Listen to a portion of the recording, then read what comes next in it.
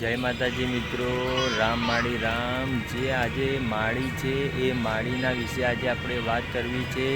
ખુખાર મેલડીના જે ભુવાજી છે, જે માળી છે, એમને કેટલું બધું દુઃખ સહન કરવું પડ્યું છે તેના વિશે હું તમને જણાવીશ। મિત્રો, આપણા જીવનના અંદર તો કાંઈ દુઃખ નથી પડ્યું, એવું દુઃખ માળીને પડ્યું હતું। માળીના જે સેવક છે એમને પડ્યું હતું।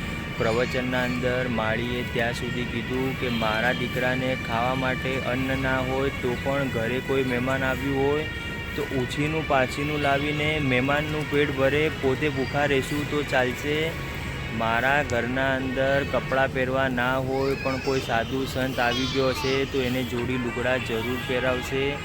મારા ઘરના અંદર જો કોઈ તકલીફ છે તો એ તકલીફનું કરતાં હરતા મારી માવડલી છે, એવા ભાવથી માળીએ જીવન જીવ્યું છે। અને આજે તમે જોઈ શકો છો, લાખો કરોડો ભક્તો માળીના સાનિધ્યના અંદર આવે છે।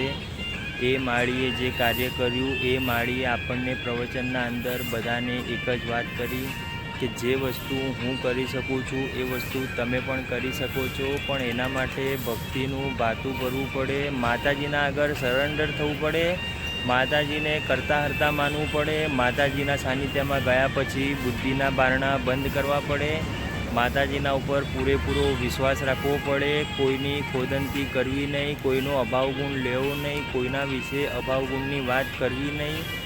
ખુખાર મેલડીએ એક જ વાત કરી છે કે પાણી કરતાં પાતળા રહેવું છે, કોઈને સામો વળતો જવાબ આપવો નથી।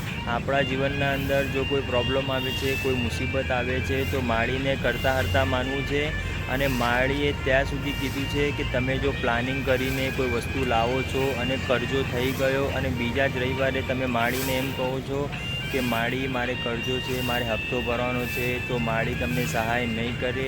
પણ ખરા ભાવથી જો પ્રાર્થના કરીએ છીએ, કોઈ દિવસ અંધારામાં અટવાઈ ગયા હશો તો માળી અજવાળામાં 1000% લાવશે।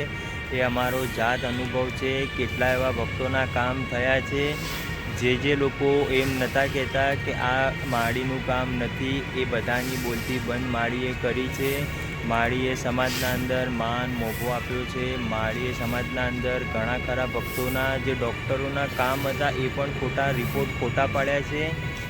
મિત્રો, આવા બધા નાના મોટા કામ આપણા જીવનના અંદર થાય છે અને થયા જ છે, પણ આપણા જીવનના અંદર જો કોઈ કામ ના થયું તો આપણને માતાજીનો શક્તિનો અહેસાસ નથી થતો।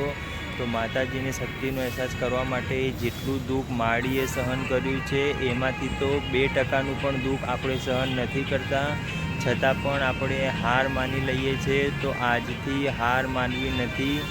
માળી જો આટલું દુઃખ સહન કરી શકતા હોય તો આપણે કેમ ના કરી શકીએ। માળીએ પ્રવચનના અંદર એ પણ કીધું કે જે મનુષ્ય અવતાર થઈ ગયા, જે ભગવાન પોતે હતા, એ પોતે ભગવાનને જો દુઃખ સહન કરવું પડતું હોય તો આપણે તો કાળા માથાના માનવી છીએ।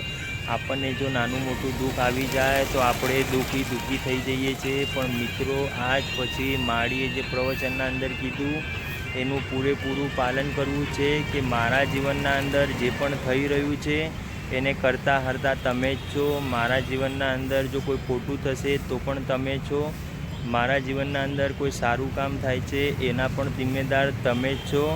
હું કોઈ પણ ખોટું કામ કરીશ નહીં, માતાજીની 2 ટાઈમ પૂજાપાઠ કરીશ, ભક્તિમય વાતાવરણ રાખીશ।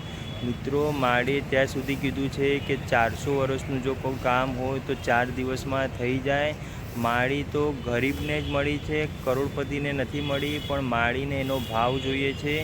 જેને ખરા ભાવથી માળીને પ્રાર્થના કરી છે એને માળી કામ કરી જ દીધા।